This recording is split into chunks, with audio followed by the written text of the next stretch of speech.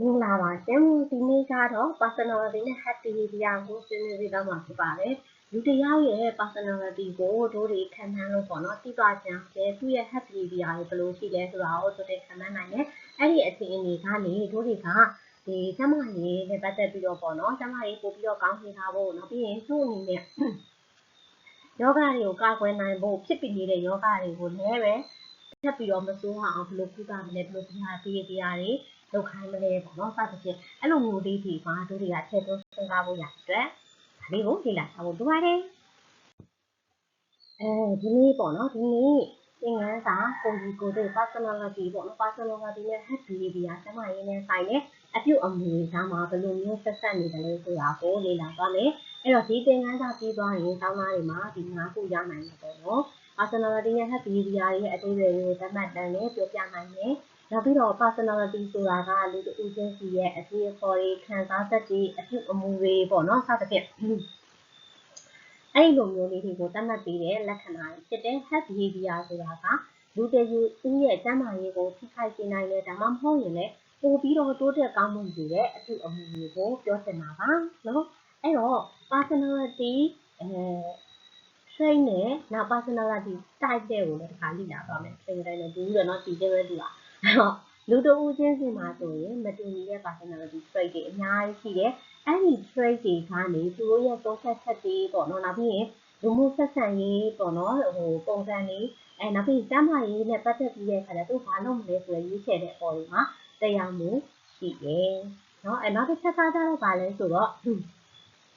personality နဲ့ head behavior personality နဲ့ head behavior ကြားမှာဘယ်လိုမျိုးဆက်သွယ်နေတယ်လဲဆိုတာကိုတို့ရပြပြနိုင်ရမယ်တဲ့ဥပမာပေါ့နော်ဥပမာဘယ်လိုပြောရမလဲဆိုရင်ကျတို့စိတ်ဖိကြီးတဲ့အချိန်ပေါ့နော်စပိနေတဲ့အချိန်ဆိုရင်ဒီနေ့ကဘယ်လိုတုံ့ပြန်တယ်လဲနော်ကိုတုံ့ပြန်လိုက်တဲ့ဟာကိုယ့်ရဲ့အပြုအမူတွေကကိုယ့်အတွက်သူများအတွက်ဘယ်လိုမျိုးအန်တီရရှိနိုင်လဲမဟုတ်ဘူးဆိုရင်လည်းကျမကြီးဆောင်းဆောင်းကိုပေါ့နော်ကျမကြီးဆောင်းဆောင်းနိုင်ဖို့ရတယ်ကျမကြီးပိုကောင်းမှုရအတွက်ပေါ့နော်ဘယ်လိုလိုက်နာတယ်လဲဆိုတာရလဲ personality ပေါ့ပါpersonality ရဲ့တွားပြီးတော့ပေါ့နော်သက်ရောက်မှုတွေဖြစ်ပါတယ်နောက်တစ်ခုကတော့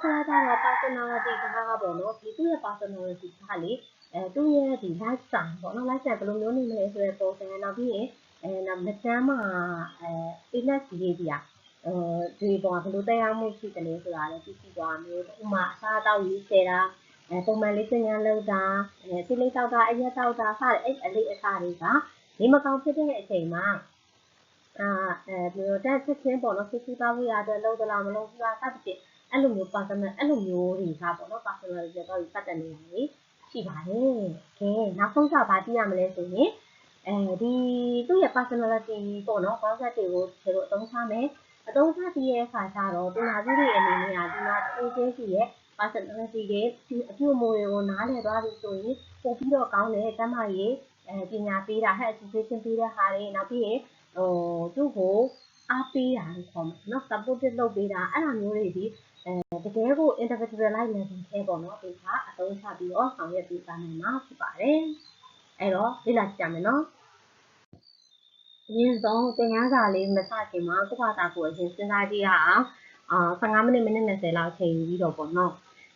တို့တွေပေါ့နော်သားတို့သမီးတို့ကိုယ်တိုင်ကွာသားတို့သမီးတို့တွေနေမကောင်းရင်သားတို့သမီးတို့ရဲ့အပြုအမူတွေဘယ်လိုမျိုးပြောင်းလဲသွားတယ်လဲပေါ့နော်နေမကောင်းတဲ့အပေါ်မှာဘယ်လိုပြောင်းလဲသွားတယ်လဲပေါ့ဒီပြင်လုပ်ငန်းဆောက်တာတွေမှာနေမကောင်းတဲ့အချိန်မှာဘယ်လိုမျိုးပြောင်းလဲသွားလဲ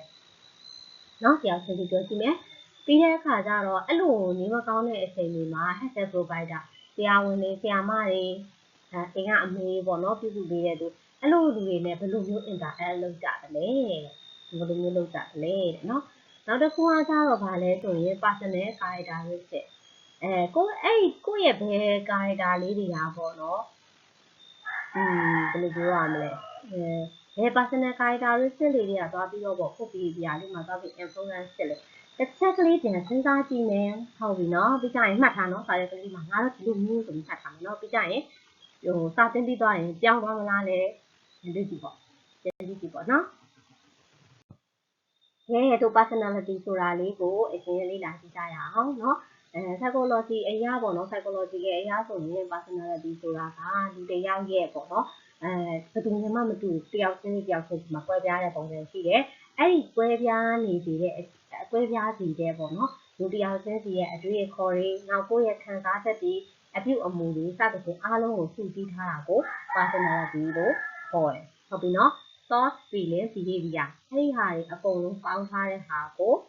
personality လို့ခေါ်တယ်ဟုတ်ပြီနော် personality မှာဆိုရင်အဓိကအားဖြင့်ဆိုရင်၃ချက်ပါတယ်ပထမတစ်ချက်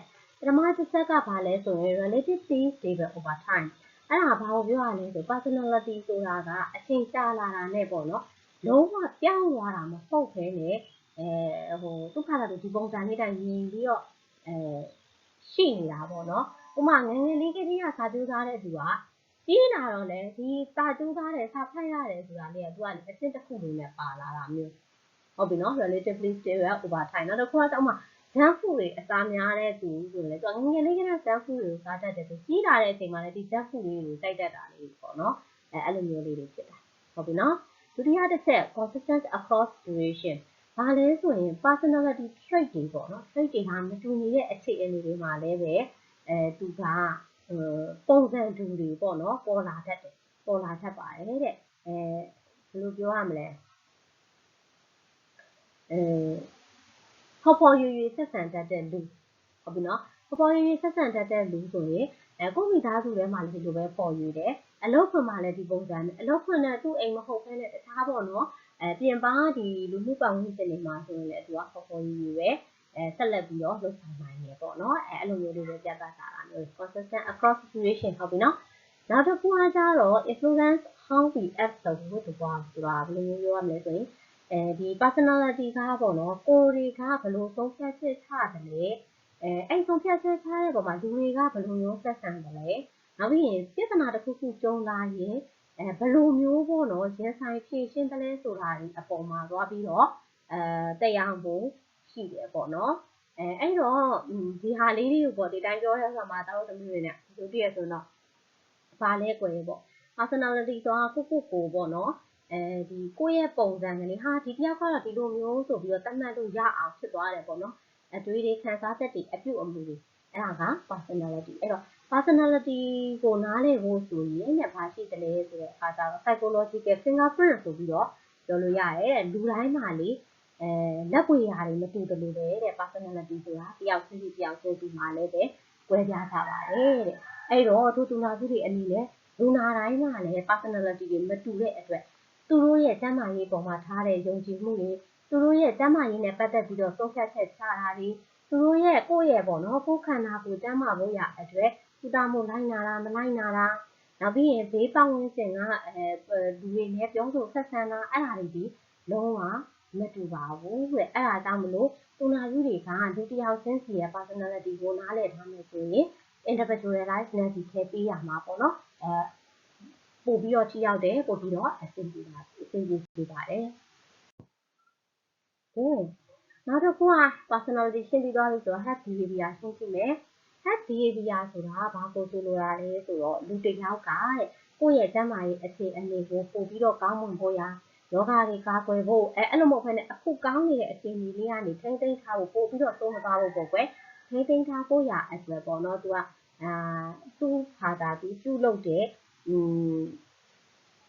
အပြုအမူတွေအနေအထိုင်တွေစသဖြင့်အဲ့ဒါကိုဆိုလိုတယ်ပေါ့နော်အဲ့တော့အရေးကြီးတဲ့တစ်ချက်ကဆိုဒီချက်တစ်ချက်ပဲလားလို့လည်းပေါ့နော်ဖြေပြောချင်တာကလူတွေမှာကွာအရေးကြပါလဲဆိုရင်ဒီ happy တွေကလက်ရှိမှာကိုကကျန်းမာနေတာပဲဖြစ်ဖြစ်မကျန်းမာနေတာပဲဖြစ်ဖြစ်ပေါ့နော်လူတိုင်းမှာဒီအပြုအမူတွေကတော့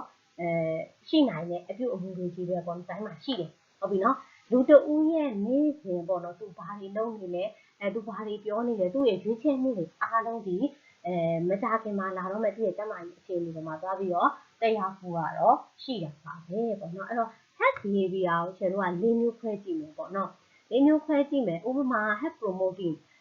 ဒီကျန်းမာရေးတိုးတက်ဖို့ရအတွက် behavior ဆိုရင်ဘာတွေရှိမလဲပေါ့နော်လူတွေကကျန်းမာရေးကိုပို့ပြီးတော့ကောင်းစေတဲ့ရည်ရွယ်ထားတဲ့အပြုအမူတွေကိုပြောချင်တာအဲ့တော့ဘယ်လိုမျိုးတွေတော့ဆိုရင်ပုံမှန်လေးသင်ခန်းလုပ်တာအာဟာရမြတ်တဲ့အစားအစာတွေစားတာပြီးတဲ့အခါကျတော့ယောဂကာကွယ်ဖို့ရအတွက်ပေါ့နော်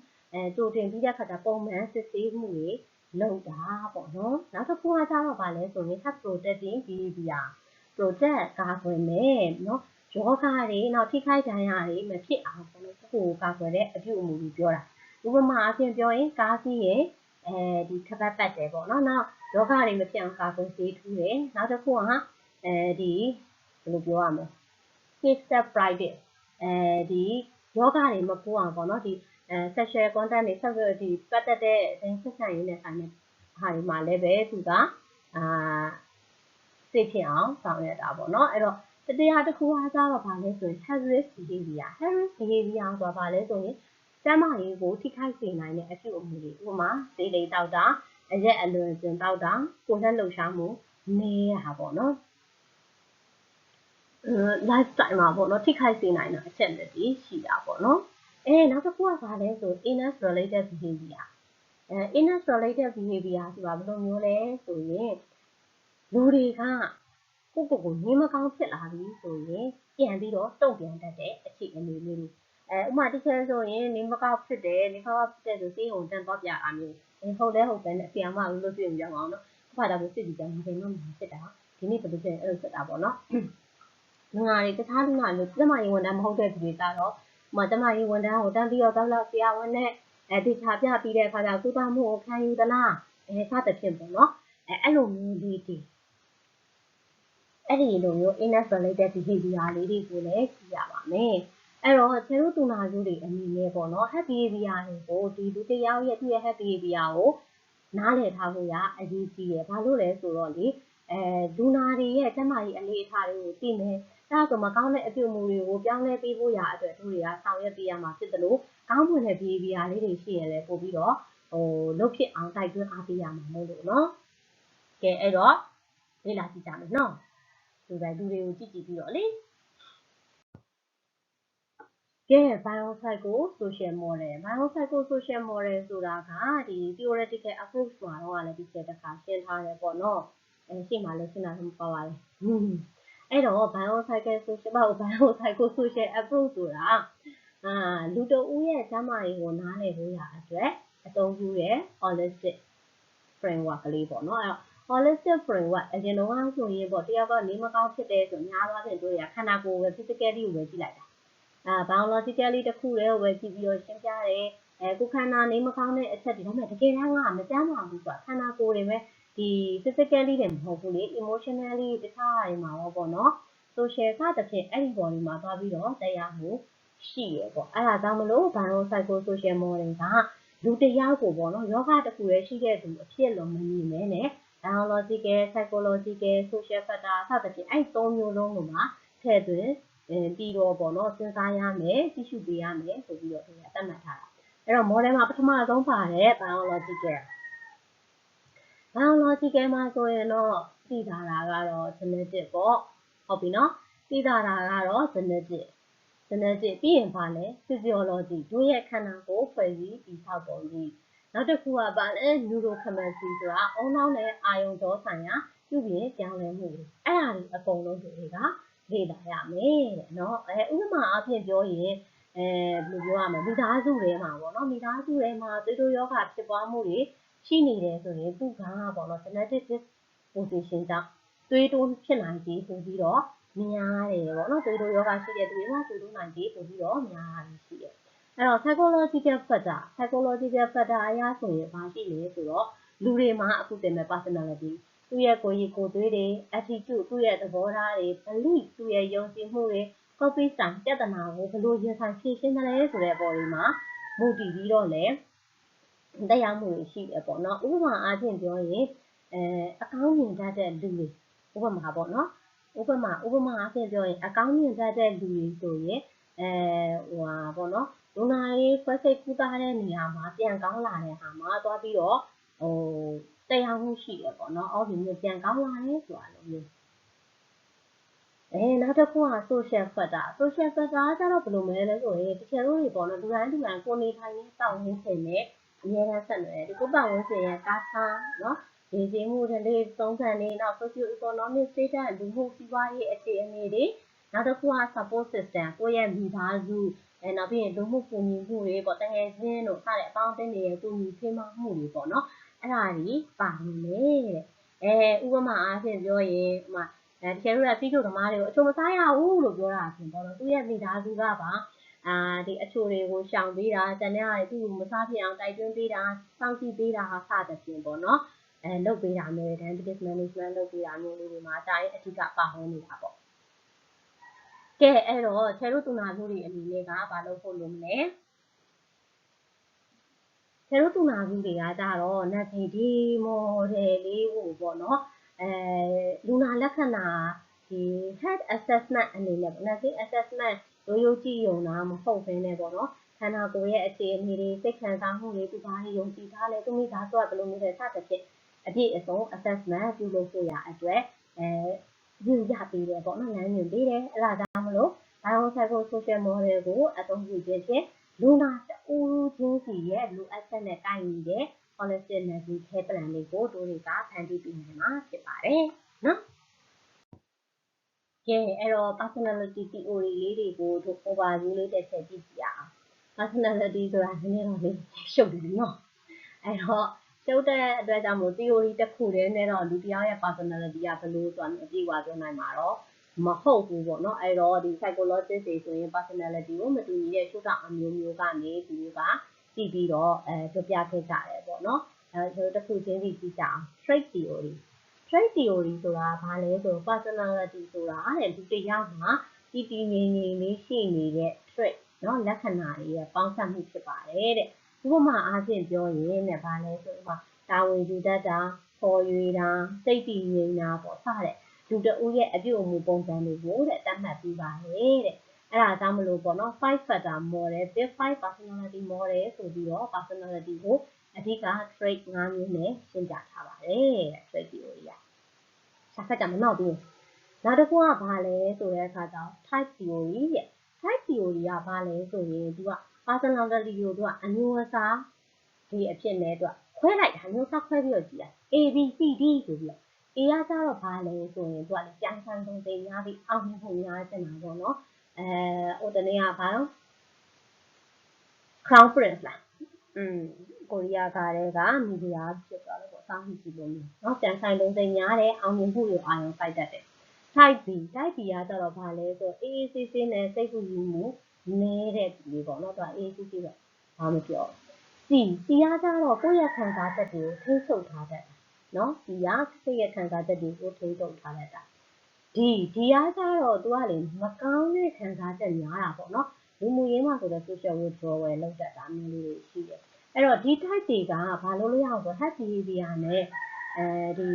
stress တစ်ခုခုဖြစ်လာရင်ဘယ်လို response လုပ်လဲပေါ့နော်အဲ့ဒါတွေကိုနားလည်နိုင်ဖို့ရအတွက်အသုံးပြုမယ်နော်နောက်တစ်ခု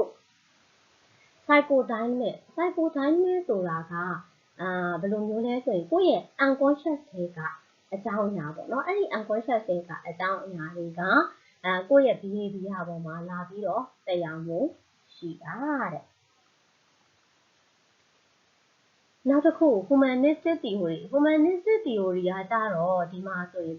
သူ့ရဲ့ဘယ်လိုပြောမလဲ sub concept ပေါ့နော်ကိုမြင်ထားတဲ့ကိုယ့်ရဲ့အယူအဆကိုနားလည်ထားတယ်နားလည်မှုနဲ့ကိုယ့်ရဲ့ group potential ကိုယ့်ရဲ့လုံးဆောင်နိုင်တဲ့စွမ်းဆောင်မှုပေါ့နော်အဲ့လိုမျိုးတွေအဲ့ဒါတွေကိုသိထားလေ့လာထားတာပေါ့နော်အဲ့တော့ဒီမှာဆိုရင် hierarchy Maslow ရဲ့ hierarchy ရဲ့ person center theory တွေကဒီအမြင်နဲ့ပတ်သက်ပြီးတော့ပေါ့နော်အရင်အရေးကြီးတယ်အဲကြောင့် theory တွေမှာဒီ theory ကလူတိုင်းမှာပေါ့နော်မိမိရဲ့ကိုလုံနိုင်တဲ့လုံနိုင်စွမ်းရည်ပေါ့နော်တိုးတက်ဖွံ့ဖြိုးတိုးတက်အောင်ကြိုးစားနိုင်တယ်ပေါ့နော်အဲ့တော့ self concept နဲ့ growth potential ကိုပြန်တွေးကြည့်ရပါပေါ့နော်နောက်တစ်ခုက social cognitive theory ကကြတော့ဘယ်လိုမျိုးလဲဆိုရင်လူတွေရဲ့ကိုယ်ပိုင်ပေါ့နော်ကိုယ်ပိုင် trait တွေဒါမှမကပဲနဲ့တောင်းဝန်းကျင်နဲ့လည်းအပြန်အလှန်တရားမှုရှိပါတယ်တဲ့လူတစ်ယောက်ရဲ့ယုံကြည်တာအတွေ့အကြုံတွေအားဆိုရင်တောင်းဝန်းကျင်ကနေသူ့ရဲ့ကျန်းမာရေးပေါ်မှာသွားပြီးတော့တက်ရောက်စေတဲ့အချက်တွေဖြစ်ပေါ်လာစေပါတယ်ကဲအဲ့တော့ဒီမှာတစ်ခုချင်းစီကိုဘဇာ compact ကလေးနဲ့တည်တံ့ပေါ်ပြထားတာရှိတယ်အားလုံးသမီးကအဲ့ဒီဇာတ်လုံးလေးကိုရိုက်ပြီးတော့အကျေပြန်ဖတ်ကြည့်နော်အဲ့တော့ပေါ့နော်ဒီကျယ်တို့တွေကအခုဒီ personality theory တွေကိုနားလည်ထားမယ်ဆိုရင်ပေါ့နော်လူတစ်ယောက်ချင်းစီရဲ့စိတ်ငြိမ်စိတ်ထားတွေကျန်းမာရေးနဲ့ပတ်သက်တဲ့သူရဲ့ belief တွေနောက်ပြန်ပြီးတော့ကိုယ်ကပြဿနာတစ်ခုဖြစ်လာရင်ဘယ်လိုရင်ဆိုင်ဖြေရှင်းသလဲ ကျမလည်းဒီ treatment နဲ့ပတ်သက်ပြီးတော့ပေါ့နော်လိုက်နာလားမလိုက်နာဘူးလားစတဲ့သူ့ရဲ့ပုံစံတွေကိုတို့တွေကပို့ပြီးတော့နားလဲစေတယ်နားလဲစေတဲ့အတွက်ကြောင့်မလို့လူနာတွေနဲ့ပို့ပြီးတော့ထိရောက်တဲ့ပေါ့နော်communication လုပ်နိုင်တယ် individualize care ပေးနိုင်တာဖြစ်ပါတယ်အဲ့တော့လေ့လာကြမယ်နော်ဒါလေးကိုကဲပထမဆုံး big 5 personality trait ပေါ့နော် big 5 personality trait ကိုတို့ရေအရင်ဆုံးဆွေးနွေးကြည့်ကြရအောင်အဲ့တော့ပထမဆုံး O အားကတော့အတွေ့အကြုံအသစ်တွေကိုလက်ခံနိုင်တယ်ဘယ်လိုပြောမလဲပွင့်လင်းတယ်အဲ့လိုပြောချင်တာပဲเนาะသူအားကတော့စူးစမ်းလို့ရစိတ်တွေများတယ်တီထွန်ဖန်တီးစင်တယ်သူ့မှာစိတ်ကူးစိတ်တန်းတွေအများကြီးကောင်းနေပေါ့နော်ဒါပေမဲ့ဆန့်ကျင်ဘက်အနေနဲ့ကြတော့လေတဲ့ဘာတွေလဲဆိုတဲ့အခါဆန့်ကျင်ဘက်အနေနဲ့ကြတော့ဘာတွေရှိသွားတတ်လဲကြောင်းမှုလက်မခံတတ်တော့ဘူးပေါ့ဟုတ်ပြီနော်အဲ့လိုမျိုးလေးတွေဖြစ်သွားတတ်တယ်အဲ့တော့ဒီတကယ်လို့တကယ်ပေါ့နော်အိုမှာများတဲ့သူတွေဆိုရင်ကုသမှုအစ်စ်တွေစမ်းပြီးလုပ်ကြည့်ခြင်းနဲ့တမကြီးဆိုင်ရာကိုမှဘလို့တွေဆက်လက်တွေအစ်စ်တွေဖြစ်နေတယ်ကိုဘာဖြစ်နေတယ်ဆိုအရင်စိတ်ဝင်စားတယ်ပေါ့နော်အဲ့တော့တချို့ကြတော့လေတခါတလေကတချင်လုံးထပ်ပို့ပြီးတွက်တယ်သူကရှေ့ရောက်နေတာ alternative therapy တွေကသူစဉ်းစားပြီးတော့လုပ်ထားတာမျိုးလေးတွေရှိတတ်တယ်ပေါ့နော်တချို့ကြတော့လေအဲ့လိုစိတ်ဝင်စားကြတယ်ကဲနောက်တစ်ခု C အားကြတော့တာဝန်ယူတတ်တယ်ပေါ့နော်စီကန်းရှိတယ်အဲ့လိုပြောရမယ်ထင်တယ်အဲ့ဒါမြင်မာတဲ့သူတွေကြဘာလဲဆိုတော့သူကလေဘာလုပ်လို့စနစ်တကျရှိတယ်ပြီးရင်ဘာလုပ်မယ်ဘယ်ဥစ္စာလေးတော့ဘယ်လိုလေးလုပ်မယ်ဆိုတာမျိုးနောက်ပြီးရင်တာဝန်ယူပြီးတော့ဆောင်ရွက်တတ်တယ်ပေါ့နော်တချို့တွေဥပမာဒီစစ်တောက်ဆရာရှိတယ်ဆိုသူ့ဘာသာသူဖတ်တယ်မှတ်တယ်သူ့ဘာသာသူတောက်တယ်အဲ့လိုမျိုးနောက်တစ်ခုစီကံလိုက်နာတယ်ပေါ့နော်ချမှတ်ထားတဲ့စီကံတွေကိုဆွေးနွေးရပြီးရင်လိုက်နာတယ်ပေါ့နော်ဒါပေမဲ့ဘ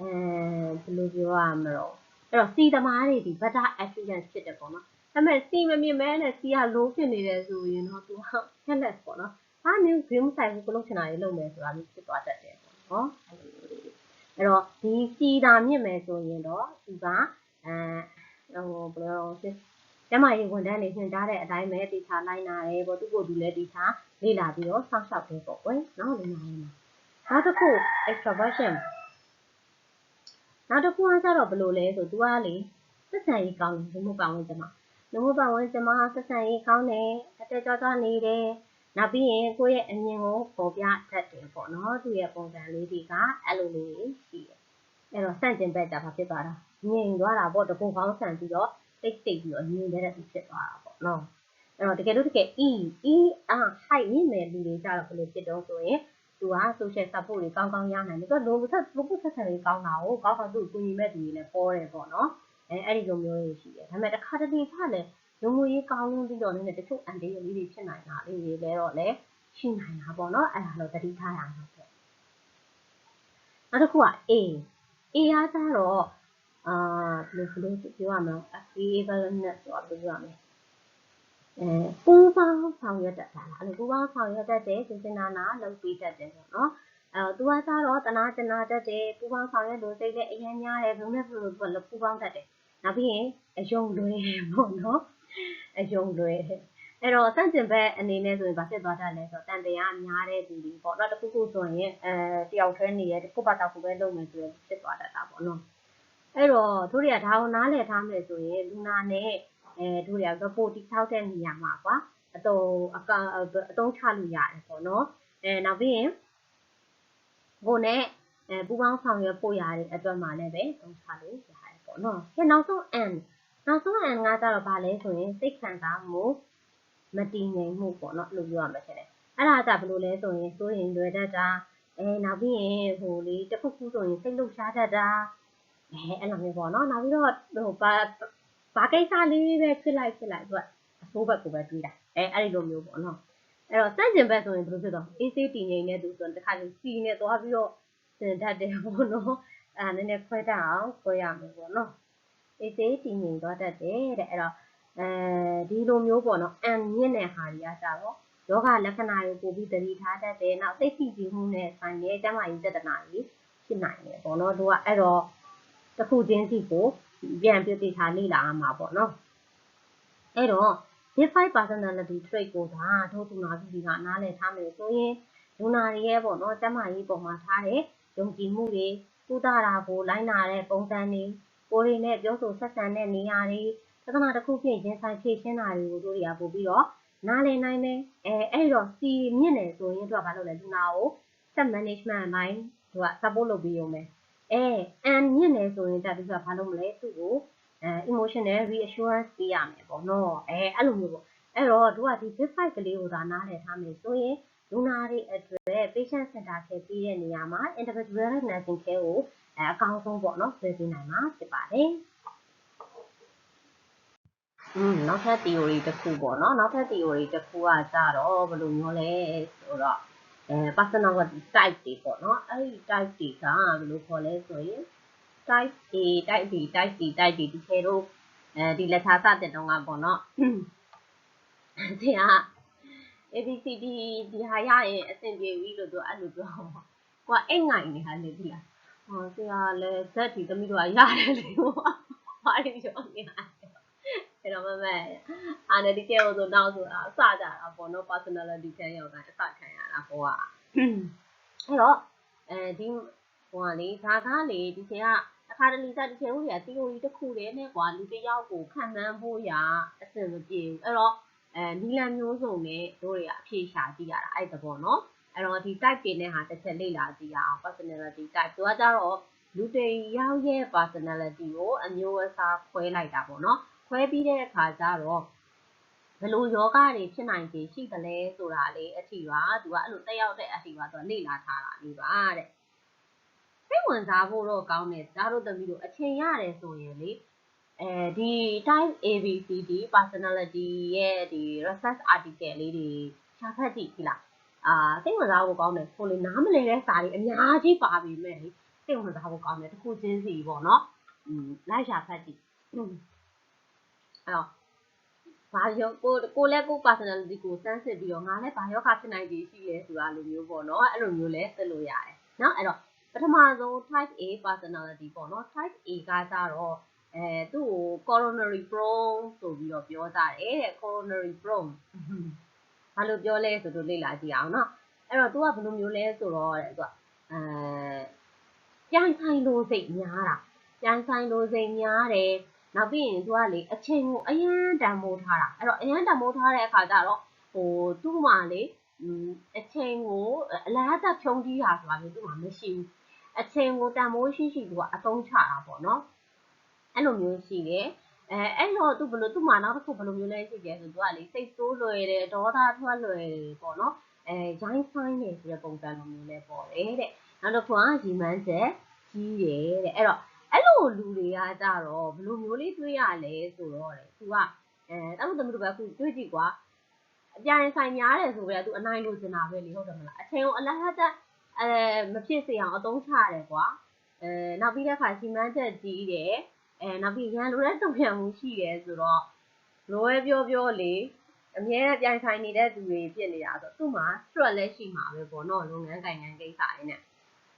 အဲ့တော့အမြဲတမ်း stress များနေတတ်တယ်တဲ့အဲ့တော့အဲ့လို stress များတာနဲ့ပတ်သက်ပြီးတော့ဘာတွေဖြစ်နိုင်ခြေရှိလဲဆိုတော့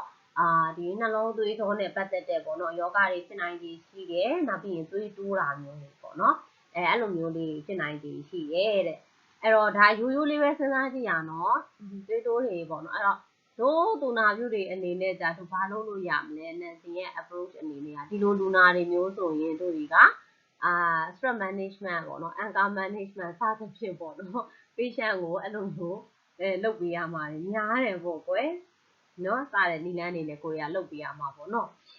အဲ့တော့ personality type A တာပေါ့ patient တွေ type A patient ဆိုရင်ကိုလူနာလေးက type A patient မျိုးပေါ့နော်အဲ့လိုမျိုးအခြေအနေမျိုးတွေ့နေပြီเนาะဆိုရင်ကိုအတွက်ဘာတွေပြင်ဆင်ထားရမလဲပေါ့เนาะကိုစဉ်းစားကြည့်အောင်เนาะနောက်တစ်ခုကtype B ကကြတော့ type A နဲ့ပြောင်းပြန်လို့သာမှတ်လိုက်ဘုံပြန်လို့သာမှတ်တယ်သူကလေအေးစစ်စစ်ပဲစိတ်ရှည်ပြီးခံတတ်တယ်လို့ပြောရမလားဒီကျတော့မြန်မာလို့ဆိုအဲ့လိုမျိုးပေါ့เนาะအေးစစ်စစ်လေးပဲအဲ့တော့ကျမကြီးအတွက်ကြတော့ဘာဖြစ်တော့ဘွားနဲ့ပြောမယ်နှလုံးသွေးကြောကျင်းတယ်နှလုံးသွေးကြောနဲ့ပတ်သက်တဲ့ risk တွေရောနေတာပေါ့ကွယ်နော်အဲ့လိုမျိုးတွေတွေ့ရတယ်တဲ့ type C တစ်ချက်တော့နည်းနည်းရှာဖတ်ကြည့်နော်ဒီချေက ဟောလေဒီချေရှာတွေ့ရတဲ့လောက်ကလေးနဲ့ဒီချေတော့ note ပြန်ထုတ်ထားကြည့်တာဆိုတော့လေဟိုလွဲရင်လည်းလွဲနေနိုင်တာလေးလိုအပ်တာလေးရှိရှိမှာတော့ဒီလိုတစ်ချက်ပြန်ရှာကြည့်နော်နောက်တစ်ခုကကြတော့ဗာလဲဆိုတော့ type C ကကြတော့ဗာလဲဆိုရင် cancer ပေါ့နော် cancer probe နဲ့ cancer ဖြစ်နိုင်ခြင်းများတယ်တဲ့သူကဘယ်လိုမျိုးလဲဆိုတော့ type C သမားတွေက suppressive and assertive suppressive ဆိုတာကကြတော့ဘယ်လိုမျိုးလဲဆိုတော့ကိုယ့်ရဲ့စိတ်ခံစားမှုတွေကိုပေါ့နော်အများအားဖုံးကွယ်ထားတာပေါ့ဒီချက်တစ်ခါတလေအဲ့ဒါစဉ်းစားမိရသိလားဘာလဲပြောလေဒီအဲ့ကြောင့်လေသတိအမြဲစိတ်တရားလို့လည်းအများအားလည်းပြုမှုနေရတော့ရှိရပေါ့နော်ဟာဒီကြကိုယ်စိတ်ထဲမှာဒေါသထွက်သွားပြီမဲ့လို့လေအောင့်ပြီးခံထားလိုက်ရတဲ့အချိန်လေးလည်းရှိတယ်တခါတလေအရင်ပျော်သွားပြီမဲ့ပျော်ပြလို့မရတဲ့အချိန်လေးလည်းတခါတလေရှိရပေါ့နော် suppressive လုပ်ထားတာကိုယ့်ရဲ့ခံစားချက်တွေကိုဖိနှိပ်ထားရတာနောက်တစ်ချက်ကိုအရန်ဝမ်းနေပြီးအော်ငိုခြင်းနေတာအဲ့ဒါမဲ့ထိန်းထားလိုက်ရတယ်ပေါ့နော်အဲ့လိုမျိုး suppressive နောက်တစ်ခုကကိုယ့်ရဲ့အမြင်မပေါ်ပြအဲ့ဒါကြဒီချင်းနဲ့ကွဲသွားပြန်ရောဒီလက်ဒီချင်းအရန်ဝမ်းတာအော်ငါကန်ဆာပရုံးမဖြစ်နိုင်ဘူးဘာလို့လဲဆိုတော့ဒီချင်းအမြဲတမ်းကိုယ့်အမြင်ကိုပေါ်ပြရလေငါတော့ဒီလိုလေးကြိုက်တာငါဒီလိုမကြိုက်ဘူးဒီချင်းကဘလို့လို့စနာဖေးဟာကိုကြိုက်တယ်ဖေးဟာကိုမကြိုက်ဘူးချင်းအမြဲတမ်းပြောတယ်လေနော်အဲ့လိုမပြောတဲ့သူပေါ့အချင်းနဲ့မတူနောက်တစ်ခုကအခြားသူတွေနဲ့လိုက်လောညီထွေဖြစ်အောင်ဒါအကျိုးစားတာဘယ်သူနဲ့မှပေါ့နော်တခြားဘယ်သူနဲ့မဆိုသူကလေအစီအစီအောင်ထိတ်အောင်ပေါင်းတယ်ပေါ့ကွယ်နောက်တစ်ခုကကြတော့ဘလောက်ပဲခက်ခဲသူက ACC ပဲခံနိုင်ရှိတယ်အဲ့တော့သူ့ရဲ့ health concern ကဘာဖြစ်သွားလဲဆိုတော့ delay ဖြစ်သွားတာပေါ့နော်အကူညီတောင်းဖို့ရတယ်မှာနောက်ကျသွားတတ်တယ်နောက်တစ်ခုက immune function သူ့ရဲ့ immune function အနေနဲ့ကလည်းဘယ်လိုပြောရမလဲdelay ဖြစ်တာပေါ့အဲ့လိုပြောရမှာနော်အဲ့တော့သူ့ရဲ့ approach ကဘာလာမလဲဆိုတော့တို့တွေကသူ့ expression ကိုပေါ်ပြတတ်ဖို့ရပေါ့နော်လူနာကိုကိုယ့်ရဲ့ခံစားချက်တွေကိုပေါ်ပြပေးဖို့ရဒီကျတို့တွေကကူညီပေးရမယ်နောက်ပြီးရင်ယောဂလက္ခဏာတစ်ခုခံစားရရင်အချိန်ကြီးပြောနော်ဆိုတာမျိုးအဲ့တော့ကိုယ် patient တွေထဲမှာ type C patient ပါတယ်ဆိုရင်တော့ကိုခဏသွားပြီးတော့သတိထားပေးရမှာပေါ့နော်ပြီးစိုက်ပေးရမှာတခြားလူတွေဆိုရင်မပြောဘဲနဲ့နေတယ်သူကကြမပြောဘဲနဲ့နေမှာလေနော်အဲ့လိုမျိုးမဖြစ်အောင်တို့တွေကပြီးစိုက်ပေးရမှာနောက်တစ်ခုက type D personality တဲ့ type D personality ကကြတော့ဘယ်လိုမျိုးလဲဆိုတဲ့အခါကျတော့သူက negative effect ရှိတာ negative effect ရှိရဲ့တဲ့နောက်တစ်ခုက social inhibition ဆိုတာကအဲ့ဟာဘယ်လိုပြောချင်တာလဲဆိုတော့လေသူကလူတိုင်းတော့စိုးရိမ်တတ်တယ်လीနော်အဲ့လိုစိုးရိမ်တတ်တာတွေစိတ်ဆင်းရဲတာတွေဝမ်းနည်းတာတွေစသဖြင့်အဲ့လိုမျိုး negative emotion တွေသူ့မှာအများများတာကွာအများများတယ်နောက်ပြီးရင်ဒီ social မှာကြပေါ့လူမှုတို့ဆက်ဆံရေးလို့ခေါ်မလားလူမှုဆက်ဆံရေးဒီတခြားတယောက်နဲ့တယောက်ပေါ့နော်ပေါင်းစည်းဆက်ဆံရေးတွေမှာလည်းကိုထိန်းချုပ်ထားပြီးတော့ကိုဘယ်လိုခံစားရတယ်ကိုဘာပြောချင်တယ်ကိုဘာလုပ်ချင်တယ်စသဖြင့်အဲ့လိုမျိုးမဖော်ပြဘူးပေါ့နော်အဲ့ဒီပုံစံမျိုးအဲ့ဟာမျိုးရှိနေတာတဲ့နော်အဲ့တော့အဲ့လို patient တွေကဘယ်လိုမျိုးတွေဒီမှာရှိတတ်လဲဆိုတော့စိတ်သက်သာတဲ့သူတွေမှာလည်းရှိတတ်သလိုနောက်တစ်ခုကကျတော့ဒီနှလုံးရောဂါသမားတွေပေါ့နော်နှလုံးရောဂါသမားတွေမှာဆိုရင်ဒီသူ့ရဲ့မှာကုသပြီးပြန်ကောင်းလာတဲ့အခြေအနေလိုမျိုးပေါ့အဲ့လိုမျိုးတွေမှာဆိုရင်ဒီ type D personality နဲ့တွားပြီးတွဲနေတာမျိုးတွေတွေ့ရတယ်တဲ့အဲ့တော့ nursing ရဲ့ approach nursing ရဲ့ဒုသူနာပြုတွေအနေနဲ့ဘာလုပ်ပေးရမလဲခဏပေါ့နော်သူ့ကို assessment လုပ်ရမှာပေါ့ depression နေပြီလားဘာလို့လဲပြီးရင်သူ့ရဲ့လူမှုပတ်ဝန်းကျင်သူ့ရဲ့မှာပတ်ဝန်းကျင်နဲ့ပေါ့နော်နောက်တစ်ခုကလူမှုပတ်ဝန်းကျင်ဆက်ဆံရေးကိစ္စတွေကောင်းအောင်တို့တွေကလုပ်ပေးဖို့ရလိုတာပေါ့နော်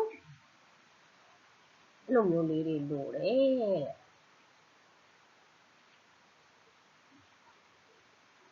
အဲ့တော့ကျတို့သူနာပြုတွေအနေနဲ့ဘယ်နေရာအသုံးချလို့ရလဲအဲ့တော့တို့ကဒီ personality type ကိုဒါနားလည်သွားမယ်အခုဒီချက်ပြန်ပြီးအသုံးချပြတာလေတို့ရဲ့ nursing approach တွေဘာလုပ်လို့ရလဲဆိုတာထည့်ထားတယ်ပေါ့နော်အဲ့တော့ဟိုတွေကနားလည်ထားတယ်ဆိုရင်ဒီကုနာကိုတော့တို့က stress management နဲ့လုပ်ပေးရမှာလားနောက်ပြီးရင်သူ့ရဲ့ဒီယောဂအခြေအနေပေါ်မှာပူတည်ပြီးတဲ့အခါကျသူ့ရဲ့ treatment အနေနဲ့မှာသူဒီဘယ်လောက်ထိလိုက်နာလဲဘယ်လိုသူ့ကိုလိုက်နာလာဖို့ရအောင်လဲတို့ဘယ်လိုမျိုးဆောင်ရွက်ပေးရမလဲပေါ့နော်အဲ့လိုမျိုးပုံစံလေးတွေနဲ့တို့တွေကလေ့လာကြည့်လို့ရတယ်ဟုတ်ပြီနော်အဲ့တော့ဒီသူ့ရဲ့ personality ကိုတို့နားလည်ခြင်းအပြင်သူ့ရဲ့စိတ်ပိုင်းဆိုင်ရာမှာဘယ်လိုဖြစ်နေလဲဆိုတာကိုခံမှန်းလို့ရတယ်ပေါ့အဲ့တော့ခံမှန်းလို့ရတဲ့အခါကျတော့patient တယောက်ချင်းစီကို individualize ဆိုပြီးကောင်းကောင်းလုပ်ပြီးနိုင်ပါပေါ့နော်ဒီမှာကျတော့ဒီကျေတို့က personality ကပေါ့နော်ဘယ်လိုမျိုးဒီကျမကြီးရလက်တွေအပေါ်မှာပေါ့နော်ဘယ်လိုတရားမှုရှိတယ်လဲ head outcome ပေါ်မှာဘယ်လိုတရားမှုရှိတယ်လဲပေါ့နော်အဲ့လိုမျိုးလေးလေ့လာကြည့်မယ်အဲ့တော့တခါတလေကျတော့တချို့ကထင်တတ်ကြတယ်ဒီကျေဆိုဒီလို personality ရှိတာနဲ့ဒီလိုယောဂအများနဲ့ဖြစ်တာလားအဲ့ဒီလိုကြီးကတော့မသက်ဆိုင်ဘူးပေါ့နော်personality ဆိုတာကဒီတယောက်ရဲ့ဒီ head behavior တွေနောက်ပြီးရင်ဘယ်လိုပြောမလဲ stress management stress ကို response လုပ်တဲ့ပေါ့နော်တယောက်ချင်းစီမတူညီတဲ့ response လုပ်တဲ့ပုံစံတွေနောက်ပြီးတော့ယောဂနဲ့ပတ်သက်ပြီးတော့အဲ့ဒါက head belief model နဲ့သွားဆိုင်နေတယ်ယောဂ passive susceptibility တို့လေဘယ်လိုမျိုးကိုလက်ခံထားလဲပေါ့နော်အဲ့ဒါပြီး social support ပေါ့အဲ့ဒါတွေနဲ့ဒီအရင်ဆုံးသွားပြီးတက်ရောက်တာပေါ့နော်တက်ရောက်ပြီးမှယောဂဖြစ်နိုင်ခြင်းဘယ်လောက်ရှိလဲသူ coping mechanism ပေါ့နော် coping ability ဘယ်လောက်ရှိလဲပေါ့နော်အဲ့လိုမျိုးလေးတွေနဲ့သွားပြီးတော့တက်ရောက်နိုင်တာကွာအဲ့တော့ဒါအကျဉ်းဆုံးလေးပေါ့နော်တကယ်ရှာတွေ့ရသမျှလေးပြောကြည့်တာနော် personality ရဲ့ head outcome ကမှဘယ်လိုဆက်နွယ်နေလဲဆိုတော့ပထမဆုံးပေါ့နော် behavior pathway အနေနဲ့ personality ကတဲ့ lifestyle choice အဲ့ပေါ်ကနေ head outcome တော့တက်ရတယ်တဲ့အဲ့ဒါဘယ်လိုမျိုးလဲဆိုတော့ personality ဆိုတာကလူတဦးရဲ့ပေါ့နော်ဒီနေ့စဉ်ကိုလုပ်နေတဲ့လုပ်ငန်းဆောင်တာတွေအလေးအထားတွေမှာသွားပြီးတော့တက်ရောက်စီတယ်တက်ရောက်စီရဲဆိုတဲ့အခါကျတော့ဥပမာပြောတာလေရှေ့မှာတော့က CC type တွေရှေ့မှာတော့ကလေနော်အရန်ကိုပေါ့နော်conscience မြင့်တဲ့သူတွေကဘာဖြစ်တယ်သူကလေသူ responsibility ယူပြီးသားဆိုတဲ့အခါ responsibility ပေါ့နော်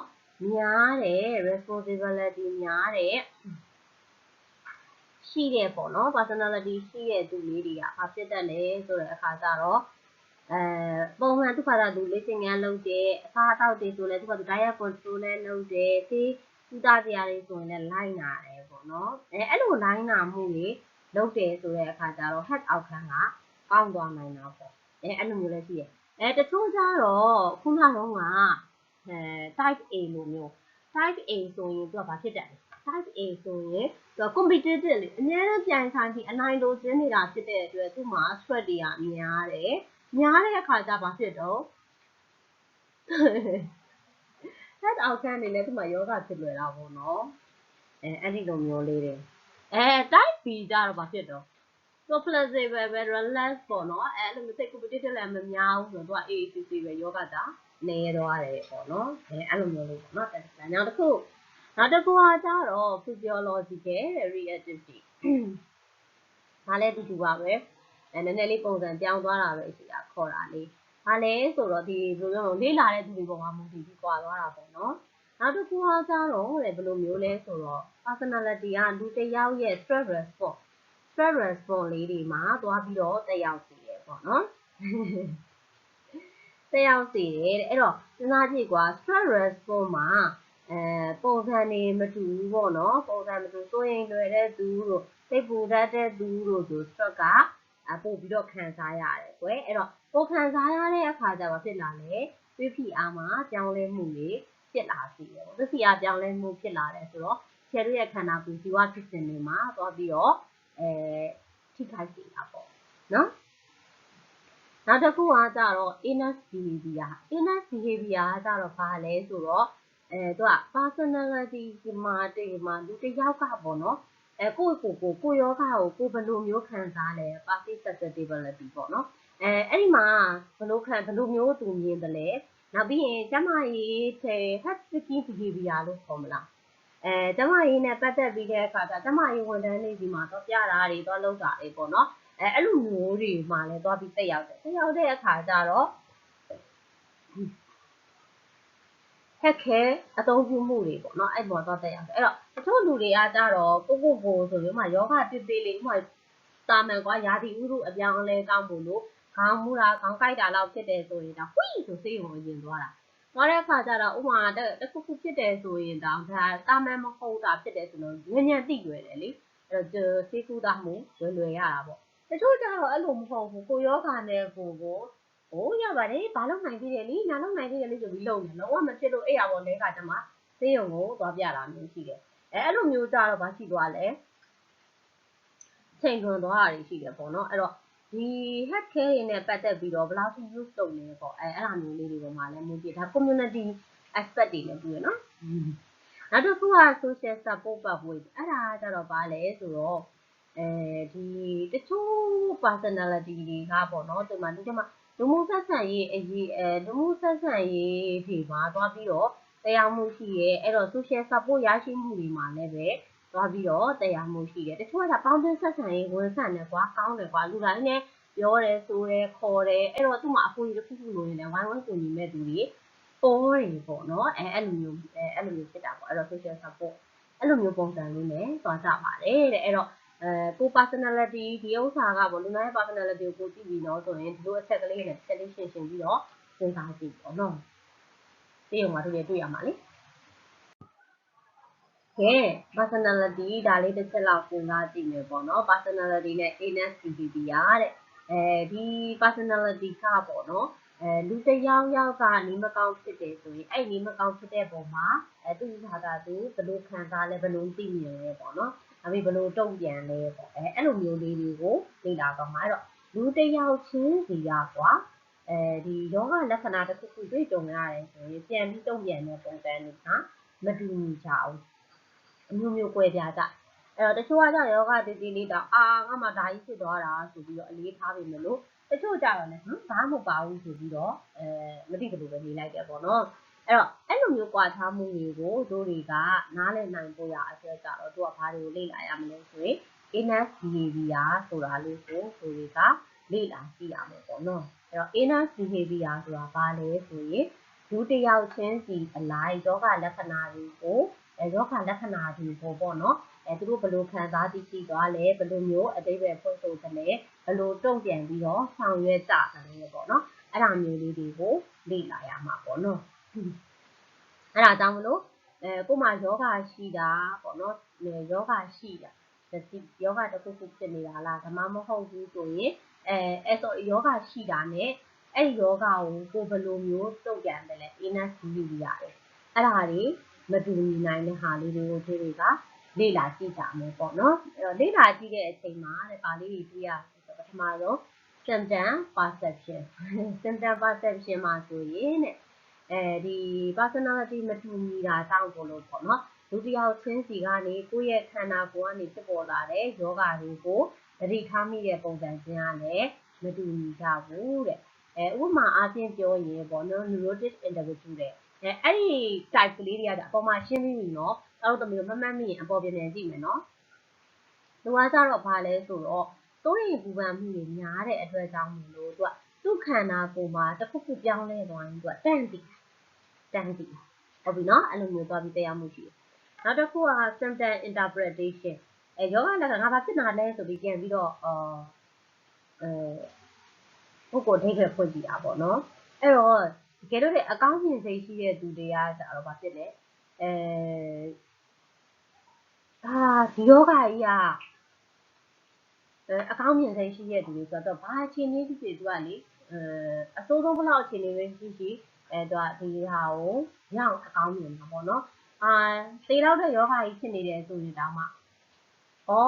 စိတ်ကူတာလို့ရနေသေးတာပဲလေဆိုတာလည်းအဲ့လိုအကောင်းမြင်စိတ်ကလေးရှာပြီးတော့အကောင်းမြင်တတ်ကြတယ်တဲ့အဲ့တော့ symptom interpreting လို့တာကငါကြမှာဖြစ်တာငါ့ကိုဘာလို့ဒီလိုယောဂရှောင်းငါနားလေးအောင်သူ့မှလည်းသူ့မဲ့သူမရှိလို့တွေးမဲ့အစားယောဂဖြစ်တာလားစိတ်ကူတာလို့ရနေသေးတာပဲလေဆိုတာလည်းမျိုးပေါ့နော်မရတဲ့ဟာတွေဆိုမစဉ်းစားဘူးရတဲ့အကောင်းတဲ့ဟာလေးတွေစဉ်းစားပြီးတော့ပြောတာနောက်တစ်ခုက health seeking ပေါ့နော်ကျမရဲ့အကူအညီရှာတာပေါ့နော်အဲ့လိုမျိုးဆိုရင်personality ကပဲဘာလို့ဆိုလူတစ်ယောက်ရဲ့ဘယ်အချိန်မှာစိတ်ကူတာမှုကိုပေါ့နော်ရှာတယ်လို့အဲ့ဒီပုံမှာလည်းတော့တက်ရောက်ပြန်တာextraversion နဲ့ extraversion personality လို့ခေါ်တယ်သူတို့ကြတော့လူမှုဆက်ဆံရေးကကောင်းတယ်ကွာ communication ကောင်းတဲ့အတွက်ကြောင့်မို့လို့သူက သူ့အကူကြီးတောင်းရတယ်ဟုတ်ပြီနော်အဲ့တော့အကူကြီးရှာဖွေလို့ရတယ်လွယ်တယ် type C personality ကြတော့ဗာလဲ suppression လေကိုယ်ခံစားချက်တွေကိုလည်းပြင်းနေထားတယ်လက္ခဏာတွေလည်းမပြောပြဘူးတော့ယောဂကုသမှုအတွက်ကသူကြတော့နောက်ကျသွားတတ်တာ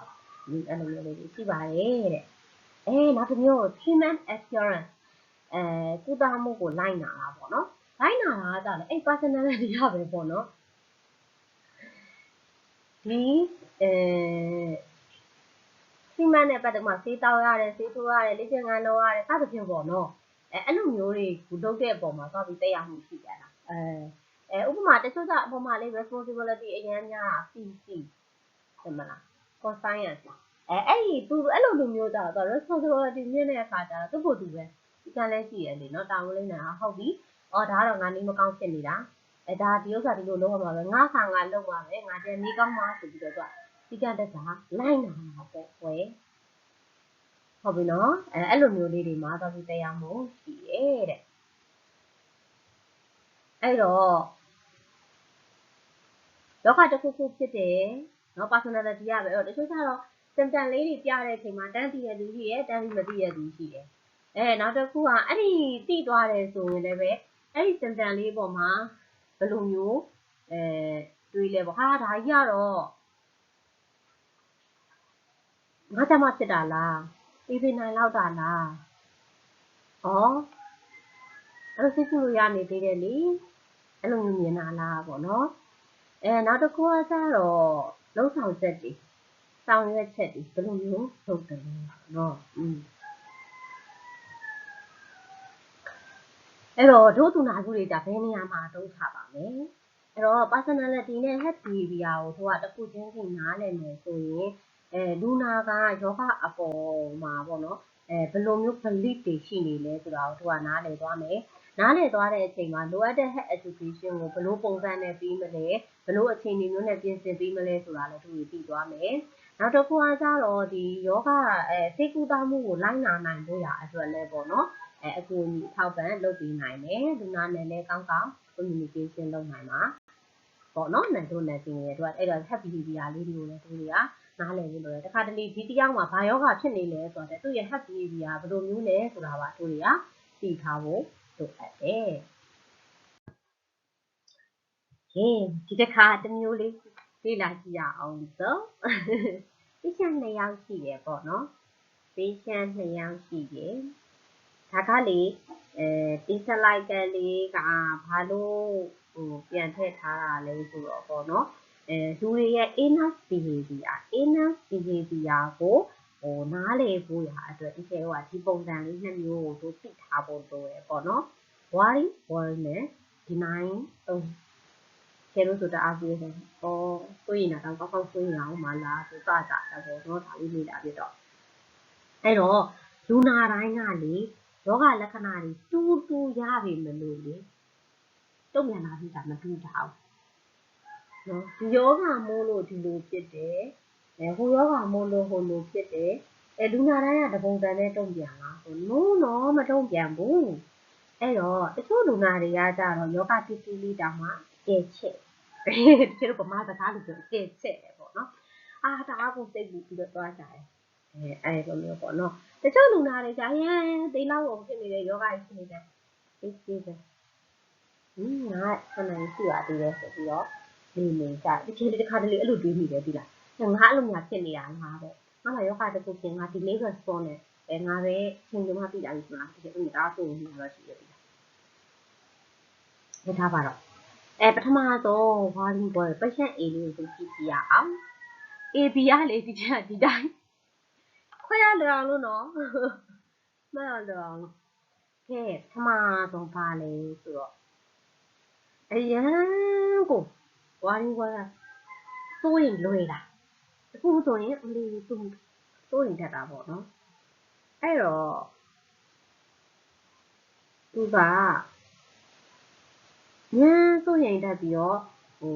အရန်ဂယူးဆိုင်တဲ့ character မျိုးရှိတော့သူကဘာလုပ်လဲသူ့ကိုသူခဏဆန်းစစ်ဟေးဖြစ်တာလည်းမသိဘူးတော့ညာလေးအမဖိုင်လေးနိုင်တယ်အမလေးအပန်းနဲ့ဆိုင်တယ်လားမသိဘူးနိုင်ငံလေးတွေဆိုပါရင်ovarian cyst လားမသိဘူးဆိုပြီးစိတ်ဝင်လာပြီးတော့စစ်ကြတာပေါ့နော် အဲ့လိုမျိုးတကယ်တမ်းကဘာမှမဟုတ်တော့လောကလေးတွေလည်းဖြစ်နေတာပေါ့နော်အဲ့တော့အဲ့လိုမျိုးလေးတွေဖြစ်တတ်တယ်ဒါပေမဲ့တစ်ခါတလေကြလည်းယူရတယ်မဆိုင်တဲ့ဟာတွေစစ်ကြည့်ရစစ်ချင်တာလေးလည်းရှိရခေါင်းကိုက်လို့ဒီပို့စီပို့စစ်ပေးပါဆိုတာလည်းလာတတ်ပြီနော်ခေါင်းကိုက်တယ်နဲ့ဒီပို့စီပို့နဲ့ဘာဆိုင်လဲသူဆိုင်တယ်သူ့ကိုရှင်းတော့ပြလိုက်အောင်ဒါပေမဲ့သူစစ်ချင်စစ်ပေးရမှာပဲပေါ့နော်ဒါပေမဲ့တို့ကဘာလုပ်ရမလဲ nurse တွေရဲ့မှာ nurse ကကြတော့ဘာလုပ်ပေးရမလဲဆိုတဲ့အခါကျတော့သူ့ရဲ့စိုးရိမ်နေတဲ့ဟာသူစိတ်ပူနေတဲ့ဟာတွေကိုသူကနားထောင်ပေးရမယ်နားထောင်ပေးပြီးတဲ့အချိန်မှာhealth education ပေးရမှာပေါ့နော်ပြီးကြရင်တော့ပြန်ပြီးတဲ့အခါကျတော့ပြန်ဆန်းစစ်ပေးတာတို့အဲ့လိုမျိုးလေးတွေလုပ်ပေးရမှာပေါ့ဒီနေရာမှာကျတော့ဒီလူနာရဲ့စိုးရိမ်မှုကိုသူကဒီ anxiety ကိုပေါ့နော်short ချပေးပြီးတဲ့အခါကျတော့မလိုအပ်ဘဲနဲ့ဒီကျမကြီးဌာနတွေကိုသုံးတာမျိုးကိုကြော်နေအောင်သူကလုပ်ပေးရမှာပေါ့သူကြတော့တမျိုးဟုတ်ပြီနော်သူရဲ့အစိုးရိမ်လွန်တတ်တဲ့ပုံစံပေါ့ကွယ်နောက်တစ်ခုကဒီမိုင်းဦးကကြတော့ကိုယ့်ကိုယ်နေမကောင်းဘူးဆိုတာကိုလက်မခံချင်ဘူးကျမကြီးပြဿနာတွေရှိ heart problem တွေရှိနေအောင်ဆိုတော့မသိကြအောင်ဆောင်နေတယ်ဘာမှဖြစ်ပါဘူးဆိုပြီးငြင်းကန်နေတဲ့ဟာမျိုးတွေပေါ့နော်အဲ့လိုမျိုးတွေအဲ့ဒါကကြဘယ်လိုမျိုးလဲဆိုတဲ့အခါကျတော့အရန်ကိုတာဝန်တိတတ်တဲ့လူတွေပေါ့နော်ငါလုံးမဖြစ်မှာငါသွားမဖြစ်မှာငါနေမကောင်းလို့စိတ်ကူးနေနောက်ကျနေလိမ့်မယ်ဆိုတာမျိုးပေါ့နော်အဲ့လိုအတွေးတွေရှိတဲ့သူတွေအဲ့တော့ယောဂလက္ခဏာပြင်းထန်နေလဲပဲချော့ထားတာပေါ့အဲ့တော့တို့သမီးတို့လည်း drama တွေထဲမှာကြည့်ဦးမယ်ထင်ပါတယ်အလောက်ကမပြီးတော့အလောတင်ဆိုင်မှုတွေလေ complication တွေအများများပြီး stress တွေအများပြီးနောက်ဆုံးယောဂကြီးကြီးမားမားဖြစ်ခါကြမှာအချိန်လေးကကြမှာသိလို့ရအောင်ပေါ့နော်စိတ်ကူးတတ်မှုတွေနောက်ကျနေတယ်လေကဲအဲ့လိုမျိုးတွေဖြစ်ပြီးဆိုရင်တော့သူကဘာလုပ်ရမလဲဆိုတော့သူ့ကိုအကူအညီတောင်းတာကအားနည်းချက်မဟုတ်ဘူးဆိုတာကိုလက်ခံဆိုတာပြောပြတယ်လူတိုင်းကအမြဲတမ်းပြည့်စုံနေတာလည်းမဟုတ်ဘူးကောင်းမွန်နေတာလည်းမဟုတ်ဘူးတကဘာလုံးမှာရှိတဲ့တာဝန်တွေအားလုံးကလည်းကိုယ်နဲ့ပဲသက်ဆိုင်နေတာမဟုတ်ဘူးကိုတတ်နိုင်တဲ့လောက်ကိုလုပ်မယ်ကိုမတတ်နိုင်ဘူးဆိုရင်အကူအညီတောင်းကိုတောင်းရမယ်ဆိုတာသူ့ကိုတို့ကနားဝင်အောင် education ပေးရတယ်နော်နောက်ပြီးတော့ယောဂဆိုတဲ့နေရာမှာကာကွယ်တာဆိုတာကုသခြင်းချက်ပို့ပြီးတော့ကောင်းတယ်ပေါ့ပေါ့စီးစီးစစ်ဆေးပြီးတော့လည်းဘယ်လိုပြောမလဲအချိန်မီကုသတာဟာဆိုရင်လည်းဆိုးွားတယ်နောက်ဆက်တွဲပြဿနာတွေကိုဖြေရှင်းလို့ရတယ်ဆိုတာလိုမျိုးတွေကရှင်းပြပေးရမယ်နော်ဟုတ်ပြီလားအဲ့တော့စဉ်းစားကြည့်ဒီလူနာ2ယောက်ရှိတယ်ကွယ်အဲ့ဒီလူနာ2ယောက်လုံးကတမျိုးနဲ့တမျိုးတော့မတူတာကောင်းနေတာတော့မဟုတ်ဘူးလေနော်တမျိုးကမလိုအပ်ဘဲစစ်ဆေးမှုတွေလုပ်ချင်တယ်ကုသမှုတွေလုပ်ချင်တယ်တချို့တယောက်ကလိုနေပါတယ်ဆိုတာတွေကိုမလုပ်ဘူးမတိကျကျွပြထားတယ်အဲ့တော့ကုသမှုရနောက်ကြမှာရတယ်ကဲအဲ့တော့ကျမတို့တူနာစုတွေကဘာလုပ်ရမလဲလူနာရဲ့ personality နဲ့ဒီ innate behavior တွေကိုအရင်နားလည်အောင်လုပ်မယ်နားလည်ပြီးတဲ့အချိန်မှာသူတို့နဲ့သင့်လျော်တဲ့ကျမကြီးစောင့်ရှောက်မှုရအောင်သူကဆောင်ရွက်ပေးရမှာပေါ့နော်အဲ့လိုမျိုးဆောင်ရွက်ပေးရမယ်အဲ့တော့တို့တွေကဘာလုပ်လို့ရမလဲဆိုတော့ patient ရဲ့အခြေအနေလေးတွေကိုသိချာလေး assessment လုပ်ပြီးရင်သူနဲ့therapeutic communication ပေါ့ therapeutic communication လေးကိုကောင်းကောင်းတည်ဆောက်မယ်တည်ဆောက်ပြီးတဲ့အခါကျတော့သူ့ကိုဒီသင့်လျော်မှန်ကန်တဲ့health decision တွေချနိုင်ဖို့ရအတွက်တို့တွေကကူညီပေးရမယ်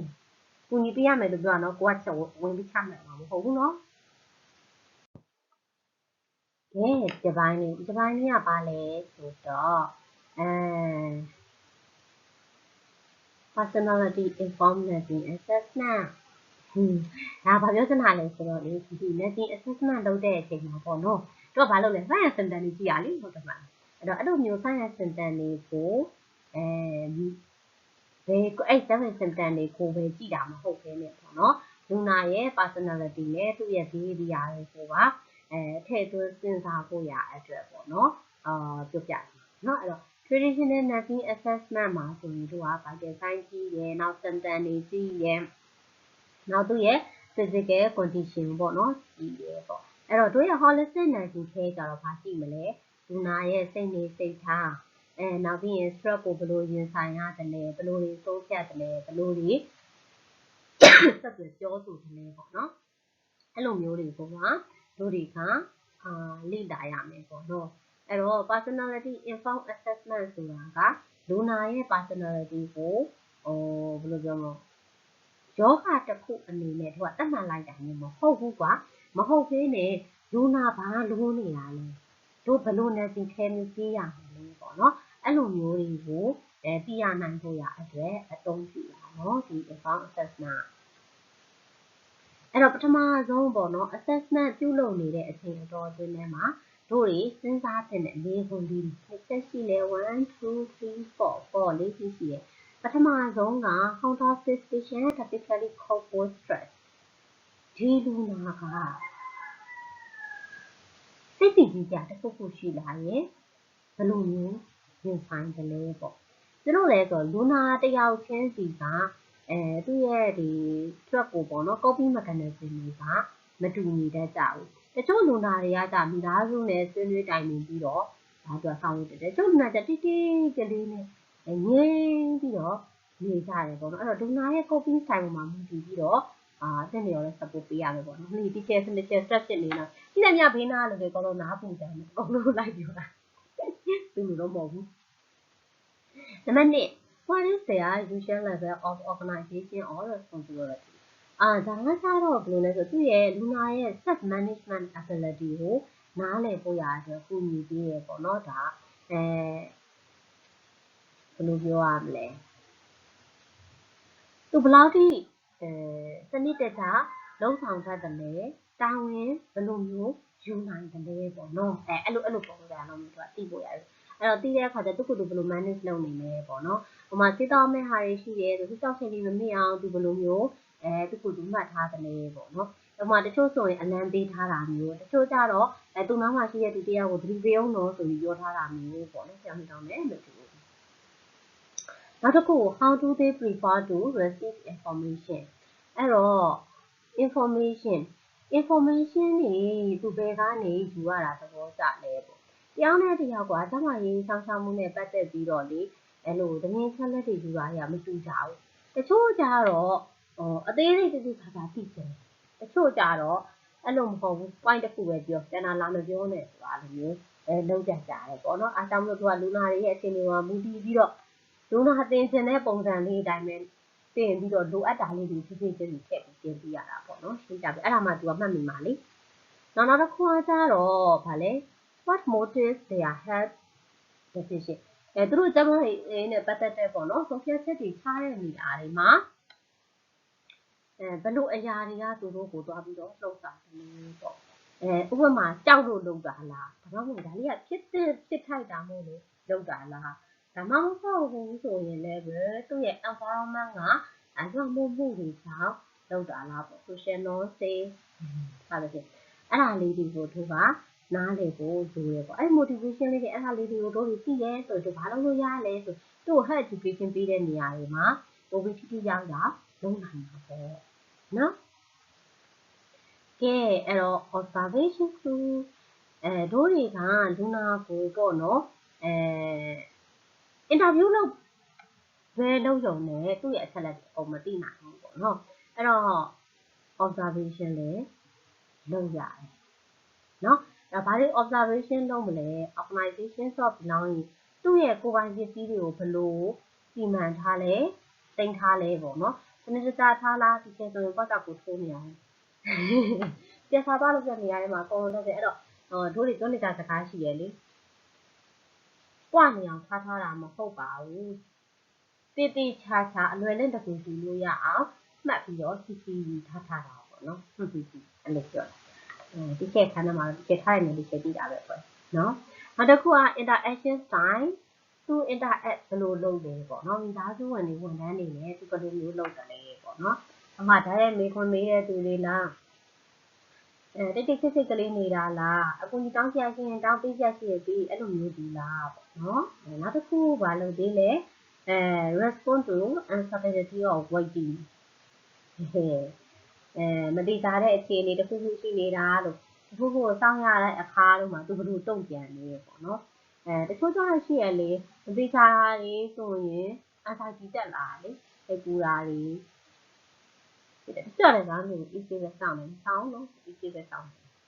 အဲ့လိုပေါ့နော် stress tolerance ဘယ်လိုမျိုးရှိလဲပေါ့နောက်တစ်ခုက emotional expression pattern သူ့ရဲ့ခံစားချက်ကိုဘယ်လိုပေါ်ပြလဲပေါ့ပုံမှန်လည်းလည်းပြောတတ်တဲ့သူလားဒါမှမဟုတ်ရင်ငြင်းအေးဆေးဆေးနဲ့သူခံစားချက်တွေကိုထိန်းထားနိုင်တဲ့သူလားဒါမှမဟုတ်ဘူးဆိုရင်ဘာမှမပြောတဲ့သူလားခံနိုင်ရခက်တဲ့လူလားပေါ့နော်အဲ့လိုမျိုးလေးသိအောင်လုပ်ရမယ်အဲ့တော့ဒီချေတို့တူနာကျိုးတွေအနေနဲ့ပေါ့နော်ဒီ personality informed assessment ကိုအသုံးပြုမယ်ဆိုရင်တို့တွေဘာလုပ်လို့ရမလဲဒီမှာနဲ့ဒါလည်း therapeutic communication therapeutic relationship ဒီကောင်ကောင်းတည်ဆောက်နိုင်မယ်communication ကိုလည်းတို့ကလူနာနဲ့အဆင်ပြေအောင်တို့တွေကပြင်ဆင်ပေးနိုင်မယ်ပေါ့နော်သူ့ရဲ့ head behavior တွေကိုလည်းလိုအပ်ရင်ပြောင်းလဲနိုင်ဖို့ရအတွက်ထိထိရောက်ရောက်ဒီမှာလှုပ်ဆောင်နိုင်တဲ့ plan တွေချမှတ်ပေးနိုင်တယ်ပေါ့နော်အဲ့တော့တယောက်ချင်းစီရဲ့မတူညီမှုတွေကိုသိချာလေးလေ့လာပြီးတော့လုပ်ပြရမှာပေါ့နော်အဲ့တော့တို့တူနာစုတွေအများလက်ကင်ထားမှာပါပဲ assess the person not only the disease ဆိုတာလေအဲ့ဒါကြောင့်အဲ့ဒါမှာ holistic care ပဲဖြစ်မှာလေမဟုတ်ရင် disease center care ဖြစ်သွားမှာကဲဒီ slide လေးကတော့တို့တွေကလူနာရဲ့ personality ပေါ့နော်လူနာရဲ့ personality ကိုသိသွားပြီဆိုရင်အဲ့ personality နဲ့လိုက်အောင်ဘယ်လိုလဲဒီ intervention တွေကိုပေးလို့ရမလဲပေါ့နော်ပြန်စုလိုက်တာတကယ်တစ်ခုချင်းစီရှင်းတော့ကလည်းပါသွားတယ်ပေါ့နော်ဒီမှာဆိုရင်တဲ့ဘယ်လိုလဲဆိုတော့ nursing care ကကွာဘယ်လိုပြောရမလဲလူနာတိုင်းကိုအတူတူပဲလို့လုပ်နေကြမလို့ဘူးပေါ့နော် nursing care အဲ့ဒါဆိုရင်ဖီဗာတက်နေတဲ့ patient ကိုတက်စမ်းကြည့်မပေးရဘူးလားလို့တော့ငါ့ကိုတက်မမင်းနဲ့ပေါ့ဒီထဲပေါ်မှာရှင်းခဲ့ပြီလေနော်သူတို့ရဲ့မှ response တွေပေါ်မှာမူတည်ပြီးတော့ကြွားသွားတာဆိုတာလीနော်အဲ့လိုမျိုးလေးနဲ့တစ်ချက်ချင်းကြီးပြန်ကြည့်ရမှာပေါ့နော်လူတွေမှာသူ့ရဲ့ personality မတူညီတဲ့ပုံမူတည်ပြီးတော့သူတို့ရဲ့ coping style တွေသူတို့ကို motive ဖြစ်စေတဲ့အရာတွေကဘာတွေလဲသူတို့ဘယ်လိုမျိုးသင်ယူလေ့လာသလဲပေါ့နော်အဲ့ဒီပေါ်တွေမှာမူတည်ပြီးတော့သူတွေကတီးတန့်တစ်မျိုးစီမှာလုပ်ဖို့ရလိုပေါ့နော်အဲ့တော့ပထမဆုံးစိတ်ပူပန်မှုတွေများတတ်တဲ့သူတွေပေါ့နော်စိတ်ပူပန်မှုတွေများတတ်တဲ့သူတွေအဲ့တော့စိတ်ပူပန်မှုတွေများတယ်ဆိုတော့သူတို့ကဘယ်လိုမျိုးဖြစ်တော့လောကကိုအရင်အာယုံစိုက်တယ်နောက်ပြီးရင်တစ်ခုခုဆိုရင်အရင်သူ့မှာစိတ်ပူတယ်ပေါ့နော်စိုးရိမ်မှုတွေများတယ်အဲ့လိုမျိုးမသေးချာမရေရာစောင့်နေရတဲ့ဟာဆိုသူ့မှာခံနိုင်ရင်မရှိဘူးပေါ့နော်စသဖြင့်အဲ့လိုကြီးဖြစ်တတ်တယ်အဲ့တော့ဖြစ်တတ်တယ် anxious patient တွေရဖြစ်တတ်တယ်အဲ့ဒါအပေါ်မှာရှင်းပြီးသားမို့လို့ဒီချက်ပေါက်ဘက်မှာမထည့်ထားတော့ဘယ်စာရီပြောမိလဲဆိုဖြစ်နေမှာဆိုတော့အဲ့တော့ကျတို့ဘာလုပ်လို့ရမလဲ predictability လူနာကိုဘာတွေတော့ဖြစ်နိုင်လဲနော်ဘလို့လေးတွေတော့ကြုံတွေ့ရနိုင်လဲဘာကြောင့်မို့လို့ဖြစ်တာဥပမာအခုယောဂဆိုလဲ disease process ကိုရှင်းပြကွယ်ဒါမှမဟုတ်ရင် operation ဝင်ရမယ်ဆိုလဲ OT procedure တွေအကြောင်းရှင်းပြထားလေဆိုတော့နော် operation procedure တွေအကြောင်းရှင်းပြထားနော်အဲ့ပြီးကိုဘာလုံးမှာဘလို့အခြေအနေရှိရဘလို့လေးတော့ကြုံရနိုင်လဲဆိုတာမျိုးလေးတွေဒီချာသူ့ကိုပြောပြပေးထားဖို့လိုတယ်နော်အဲ့ဒါပြီးရင်သူ့ရဲ့စိတ်ပူမှုတွေစိုးရိမ်ပူပန်မှုတွေကိုထိန်းချုပ်ဖို့ရအတွက်ပေါ့နော် coping ပြီးတိုးတက်အောင်လုပ်ပေးရမယ် breathing exercise လုပ်ပေးတာ relaxation technique တွေသင်ပေးထားတာပေါ့စသဖြင့်ကိုကလုပ်ပေးရမယ်ပေါ့နော်နောက်တစ်ခုကဘာလဲဆိုတော့ schedule regular check ဘာလို့อ่ะလူနာကကိုကပုံမှန်လေးသွားပြီးတစ်ချက်စစ်တယ်ဘာလို့လဲဆိုလူနာကမလိုပဲနဲ့ထပြီးခေါ်တတ်တာမျိုးတွေလည်းဖြစ်လာနိုင်တာမို့လို့လေသူကိုတို့တွေကတစ်ချက်ဆက်ပြီးတော့ကြည့်ရမယ်နော်နောက်တစ်ခုကကြတော့ဘာလဲဆိုတော့ဒါကြတော့ဘယ်လိုပြောမလဲ low consciousness ကကြဘယ်လိုပြောမလဲresponsibility တိတ်မယူတတ်တာပေါ့နော်လို့တိတ်မယူတတ်တဲ့သူတွေအဲ့လိုမျိုးတွေသူတို့ကတိတ်မရှိတဲ့သူတွေကပါရှိတယ်စိတ်တောက်ရမေးတတ်တာစိတ်တောက်ဖို့မေးတတ်တယ်treatment plan တွေကမဖြစ်ဘူးဆိုတော့သူကဘာလုပ်မလဲသူ့ကိုဆိုရင်ရိုးရှင်း plan လေးတွေလုပ်ပြရမှာသူ့ကိုဆိုရင်ဟုတ်ပြီနော်ရိုးရှင်း plan လေးတွေတိကျလေးသူ့ကိုစီစဉ်ပေးမယ်နောက်တစ်ခုကမှတ်မိစေဖို့ရအတွက်ပေါ့နော်သူ့ကို short to the point ပြောတာလိုမျိုးလုပ်ပေးတာလိုမျိုးမှတ်ရလွယ်လောက်အောင်လုပ်တာလိုမျိုးပေါ့နော် ရေးပြီးတော့တေချာပြပေးထားတာလိုမျိုးဖုန်းအလန်းလေးနဲ့ပြပေးထားတာလိုမျိုးလုပ်ပြရမယ်ပေါ့နော်နောက်တစ်ခုကဘာရှိသေးလဲဆိုရင် family and support system မိသားစုတွေကိုလည်းပေါ့နော်ဒီ human ဒီထဲမှာပါဝင်လာနိုင်ဖို့ရအတွက်တို့တွေကဆောင်ရွက်ပေးရမှာပေါ့နော်နောက်တစ်ခုကကြတော့ openness မှာ no openness ဆိုတော့ဘယ်လိုပြောမလဲပုံမှန်လည်းမရှိတာပေါ့နော်ကြောင်လဲဖို့ရတယ်တိတ်ပြီးတော့အကြောင်းလဲလက်ခံဖို့ရခက်ခဲတဲ့လူတွေပေါ့ကွယ်သူတို့ကြတို့တွေကဘယ်လိုလုပ်ရမလဲသူတို့ကအရင်ရှိပြီးသားနည်းလမ်းကိုပဲသူကသုံးတင်ကြတာလေနော်အဲ့လိုဆိုတဲ့အခါကျတော့တို့တွေကလူနာလက်ခံထားတဲ့အရာပေါ့နော် existing value သူလက်ခံထားတဲ့အရာနဲ့တို့ကနောက်ထပ်အသစ်ပေါ့နော်ဘယ်လိုအကျိုးအကြောင်းမလို့ဒီလိုအသစ်ကိုလုပ်ရတာပါဆိုတာကိုသမဏတိထားလေးချိန်ပြီးတော့ရှင်းပြရမယ်ပြီးရင်ယုံကြည်ရနိုင်တော့တဲ့ကျမရေးဝန်ထမ်းပေါ့နော်လူနာယုံကြည်တဲ့ကျမရေးဝန်ထမ်းအဲ့လိုဝန်ထမ်းရဲ့အားကိုလည်းတို့ကအသုံးချလို့ရတယ်။ဘာရေးဝန်ထမ်းမဟုတ်လည်းသူယုံကြည်ရတဲ့သူတယောက်လောက်ပေါ့နော် authority စစ်ကသုံးချလို့ရတယ်။နောက်တစ်ခုကဘာလုပ်မလဲတဖြည်းဖြည်းချင်းနဲ့ပြောင်းပြရမယ်တခါတော့ဝန်ခံပြောင်းလိုက်တာတဲ့ဆိုင်တဖြည်းဖြည်းချင်းပြောင်းပြရမယ်နော်နောက်တစ်ခုကကျတော့ type A control လုပ်တတ်တာလေးတွေပေါ့နော်ကိုယ်တိုင်ဆုံးဖြတ်ခြင်းနဲ့တက်လုပ်တယ်ဒီမှန်ချက်ကြီးတယ်အဲ့လိုလူတွေကြတော့ဘာလုပ်ရမလဲဆိုတော့ဖြစ်နိုင်ခြေအလားအလာတွေအများကြီးကိုချပြထားတယ်လူနာကိုတိုက်တာယူဟုတ်ပြီနော်တိုက်တာယူနောက်တစ်ခုကကြတော့သူတို့လုံနိုင်တယ်ဆိုတာကိုသူကတွေ့ရဆိုရင်တခါတည်းပေါ့နော်အတိမတ်ယူမယ်လုံနိုင်သွားပြီလားဟုတ်ပြီ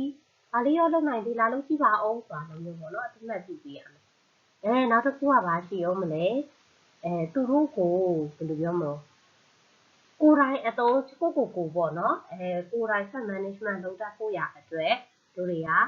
အားပေးရမှာပေါ့နော်လုပ်ပေးရမယ်ကိုယ်တိုင်လုပ်ကြည့်ဆိုတာလိုမျိုးသူတို့ရဲ့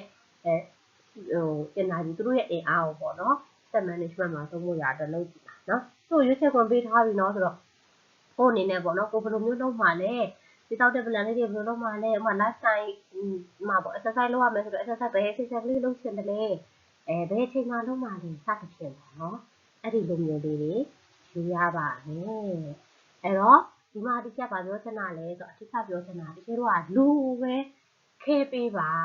ဖြစ်နေတဲ့အခြေအနေကြီးကိုပဲခဲပေးတာမဟုတ်ဘူးပေါ့နော်အားကြောင့်မလို့ဒီလိုမျိုးလေးတွေကိုယ်ကလူနာကိုဒီ site လေးလုပ်ပေးမယ်ဆိုရင်လူနာတွေလည်းရှင်းနဲ့နောက်ပြီး communication လည်းကောင်းလာမယ်ပေါ့နော်အဲ့ဒါဆက်ကြည့်မယ်နော်လူနာရဲ့ personality လေးတွေကိုလည်း assess လုပ်ပြီးတော့ဒီတစ်ခါကတော့ဗာလဲဆိုတော့ motivational interview ပေါ့နော် motivational interview ဆိုတာကဘယ်လိုမျိုးလဲဆိုတော့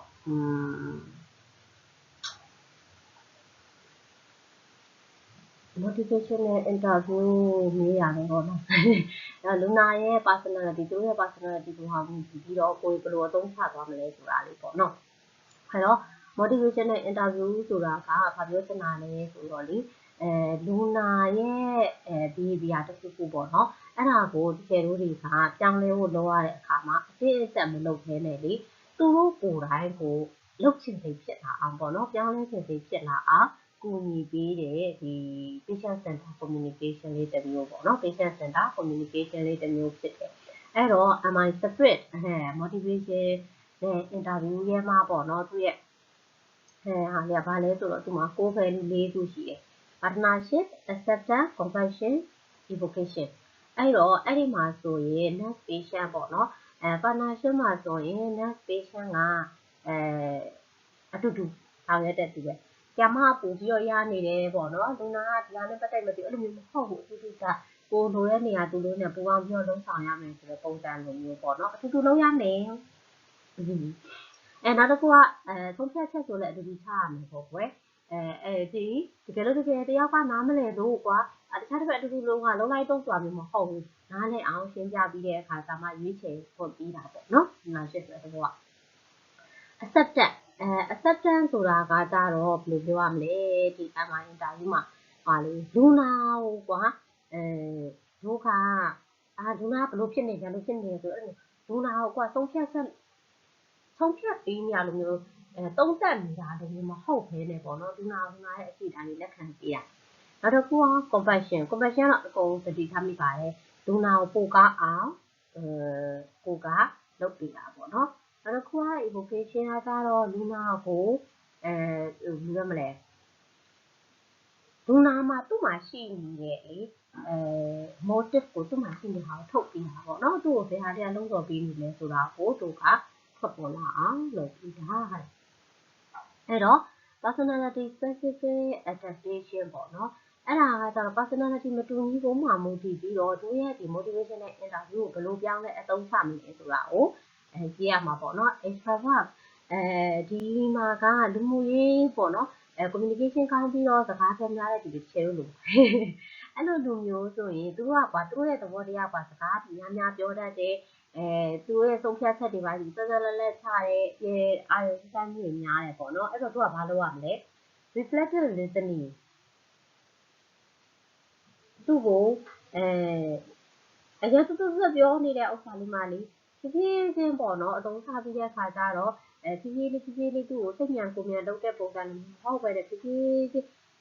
ဆုံးဖြတ်နိုင်အောင်လုံးနိုင်အောင်ပြန်လည်ပြီးတော့စဉ်းစားချိန်ပေးရမှာပေါ့နော်ဘာလို့လုပ်တာလဲဘာကြောင့်လဲဘယ်လိုမျိုးလဲအဲ့လိုမျိုးပေါ့သူ့ရဲ့အတွေးတွေကိုသူ့ကိုပြန်ပြီးစဉ်းစားဖို့ရတဲ့အချိန်ပြီးဟုတ်ပြီနော်ဒါပေမဲ့တခုတော့ရက်ကွာစကားပြောတာယူစုကိုတိကျကြီးလေဟိုကိုကပြောနေအောင်ဆိုပြီးပိတ်တာလို့မျိုးတော့မဟုတ်ဘူးပေါ့နော်ပြီးရင်ဗာပြောမလဲကိုဖတ်တာကိုလည်းရင်းနေစဉ်းစားပြီးရင်လည်းလူနာကိုလည်းပြန်ပြီးစဉ်းစားဖို့အချိန်ဒီ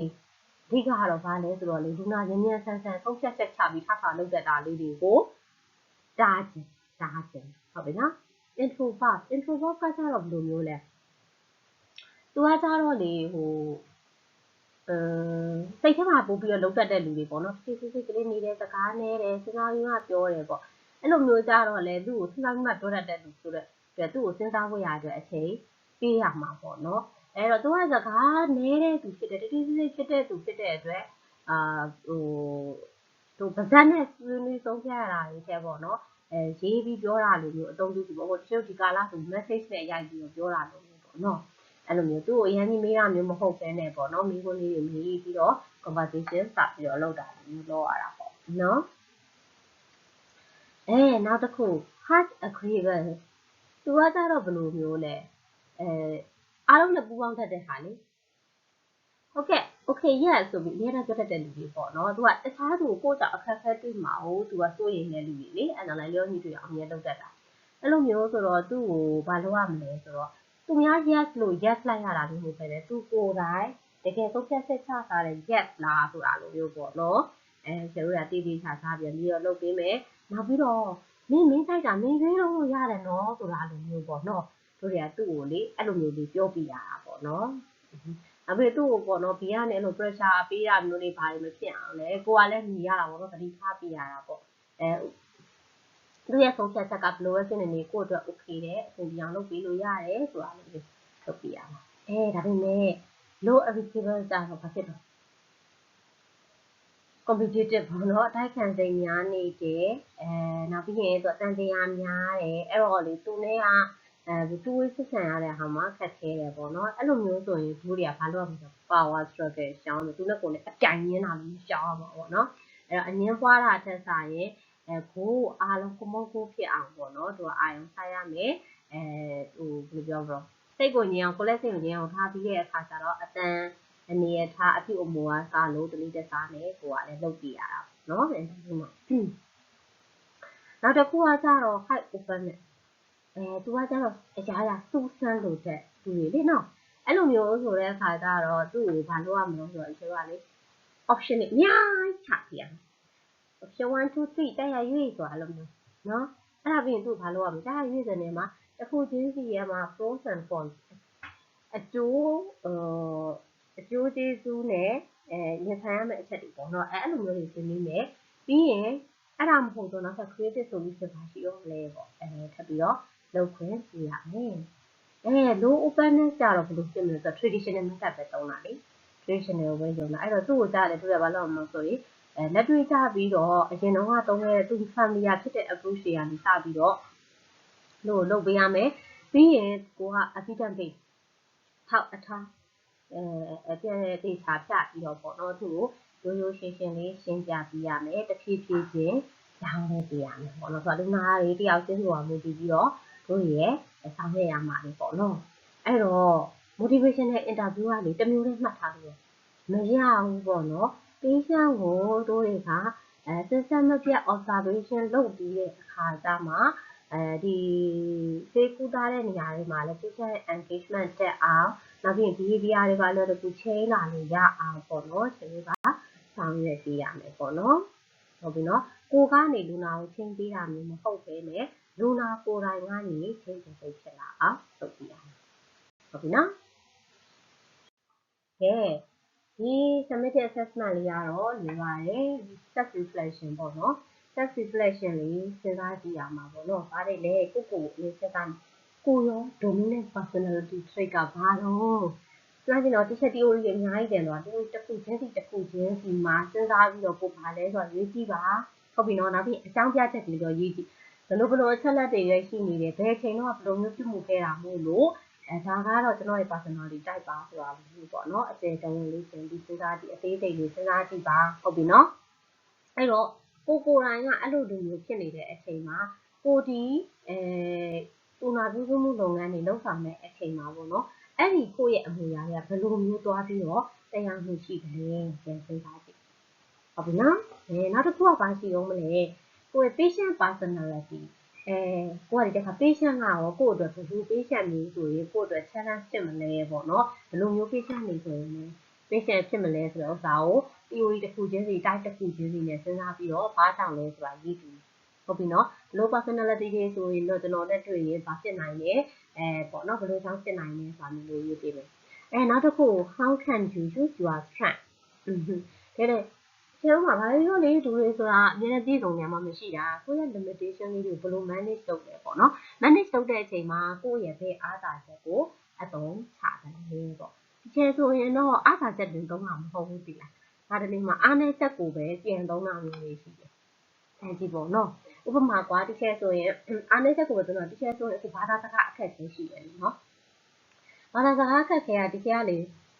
အင်္ဂလိပ်စကားတွေမဟုတ်ဘူးဗမာစကားကိုဒီချက်မှာအခက်အခဲရှိတာရှိတယ်ကွာအဲ့ဒီချက်အားနေချက်ဒီချက်စူးစမ်းပြီးတော့သင်တာပဲပေါ့နော်အတန်မထွက်နိုင်တာတွေပြောရတာတွေခက်လာနောက်ပြီးအရင်စောက်တတ်တာအဲ့ဟာတွေအများကြီးဒါပေမဲ့ဒီချက်အဲ့အားနေချက်ကိုချက်ပြန်အသုံးချတယ်ဒီလားဘာလဲဆိုတော့ပြောဘာသာစကားမရအောင်အမှန်တိုင်း honest ဝန်ခံလိုက်တယ် honest ပေါ့နော်ဝန်ခံလိုက်တယ်ဝန်ခံတော့ဖြစ်သွားတော့ဆိုတော့သူဒါမရပါဘူးဆိုတော့ဒီချက်ဘေးနားမှာကိုကြီးမဲ့သူဟောတယ်အဲ့တော့ communication တချို့က social support အများကြီးရတယ်ပေါ့နော်သူမလုံးနိုင်အဲ့တော့ teacher ကတခုတော့ချက်ပေါ့ teacher ကမလုံးနိုင်ဘူးဆိုသူတို့ရောဘာလိုအပ်လဲလိုအပ်တာကို teacher ကဖြည့်ပေးတာပေါ့လုပ်ပေးတာပေါ့ကိုလုံးနိုင်နေအကုန်လုပ်ပေးတယ်လीအဲ့လိုပုံစံမျိုးနဲ့သွားတာပေါ့နော်ဒါ teacher ဆိုရင် limitation နဲ့ပြန်သုံးတာနော်ဆန်းနေဟုတ်ပြီနော်ဒါစမ်းကြည့်ပါlimitation ကိုပဲ teacher ဆိုဒါအမှန်တိုင်းကဝန်ခံအဲ့လိုတခုတော့ချက်ပေါ့နော်အဲ့ဒီမှာ honest ရိုးသားမှုက strength ဖြစ်သွားမလားတော့မသိဘူးပေါ့နော် teacher ရဲ့ဘာသာစကားမရအောင်ဆိုတော့ limitation ကို manage လုပ်တဲ့နေရာမှာ teacher ရဲ့ honest ရိုးသားမှုကိုအသုံးချပြီးတော့လုပ်တာပေါ့နော်ဒါတို့သမီးတို့ဆိုရင်ရောဘယ်လိုမျိုးအသုံးချလဲပေါ့ဆန်းကြည့်မယ်နော်ကဲအားလုံးကိုကျေးဇူးတင်ပါတယ်အဲ့တော့ခြေစီစကားလုံးလေးတစ်ချက်ကြည့်ကြည့်မယ်ပေါ့နော် teacher တို့ရဲ့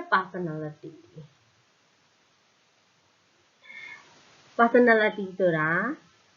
ကိုကနေကဘာကြီးကိုမြင်နေရတာလည်းဖြစ်နိုင်တယ်လို့ကဘာကြီးကကိုကိုမြင်နေရတာလည်း personality ပေါ့အဲ့တော့သူကအဲ့ဒီ personality ကို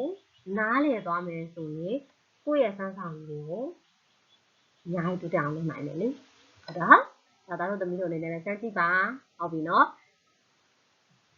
အားလုံးပြောရွှင်နဲ့ပူပေါင်းလုပ်ဆောင်လို့ရနိုင်တာတွေကိုတွေ့လာရပါလိမ့်မယ်ဒါလေးကိုနားလည်ကြအောင်